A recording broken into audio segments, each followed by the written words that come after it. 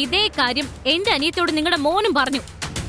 എന്നിട്ട് ഇവനെ ഞാൻ കൈനീട്ടി തല്ലാത്തത് ഇത് നിങ്ങളുടെ വീടായതുകൊണ്ടാ. അതല്ലെങ്കിൽ നീ എന്നെ എന്ത് ചെയ്യോടി? കാണണോടാ നിനക്ക്? അത്രയ്ക്ക് ചങ്കൂറ്റുള്ളവനാണെങ്കിൽ നീ ഒരു പൊതുസ്ഥലത്ത് വന്നു നിന്ന് എന്റെ അനിയത്തെ എന്തേലും പറഞ്ഞു നോക്ക. നിന്റെ നാവ് പിന്നെ ബാക്കിയുണ്ടാവില്ല.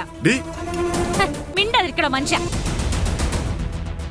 നല്ലവന്റെ വേഷം കെട്ടി നടന്നാ പോരാ, മനസ്സ് നന്നാവണം. താൻ തന്റെ മകനെ എങ്ങനെ വേണേലും വളർത്തിക്കോ. പക്ഷെ ഈ വൃത്തികെട്ട മൃഗത്തിനെ എന്റെ അനിയത്തിക്ക് നേരെ അഴിച്ചു വിട്ടാ ഇവന്റെ കഴുത്തിന് മേലെ തലയുണ്ടാവില്ല.